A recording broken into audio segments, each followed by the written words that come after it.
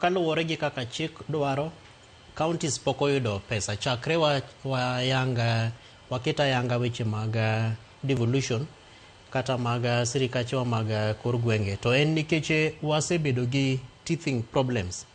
To wang'e ni kata mana higni moko mokalo ne waneno ka gavanas tero sirikal e court mar mondo weche machando gima waluongo ni division of revenue allocation mondo yal e Supreme Court.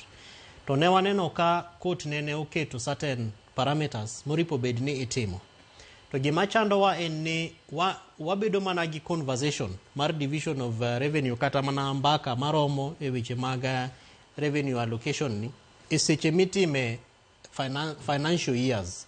To king'iyo nitiere institutions moripo bed ni luwo wechegi towards positive progressive implementation. Institutions kaka mage? Kaka mar Council of Governors. Wantiere gi National Treasury, wantiere gi Senate Committee on Finance, wantiere gi National Assembly Committee on Budget and Finance Committee. Magi gin institutions moripo bedni tiyo kanyakla. Maka court oseketo recommendation kata judgment margi, dware ni giluwo gipenjere ni to. Kowach ni oripo bedni wamiyo 15%, to samoro wawinjo kata ka jatelo mar piny wacho ni bende wasemiyo counties pesa mang'eny. Kawang'iyo analysis, as County Governance Watch, migawo matiyo godo wasebedo kwa timo analysis mar penjo mipenjo no.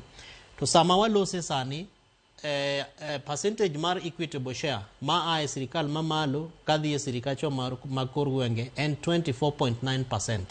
Manyiso ni osekalo kata mana 15% cha. To osekale, but impact across the years okwane kanitieri. To impact ni onge nikeche pesa mioro ne counties en pesa ma okrom. Mana kaka sani, owach ni mondo kata kimiyo gi 380 billion. Tangono momiyo ok migi 380 billion. To ng'eni kaka ne wawacho e seche mokwongo bende nitiere tije moripo bedni sirikache mag kor gwenge ema tiyo weche mag afya kata mag health. E katiba marwa, health is fully devolved. Manyiso ni en tich moripo bedni tiyo gi sirikache mag kor gwenge ma sirikal mamalo iwene mana functionality milongo ni policy development.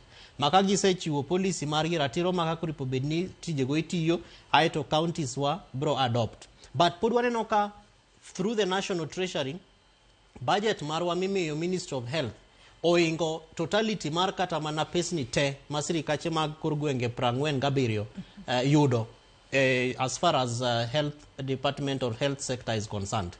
Joyce kidhie weche mag kilimo kata mag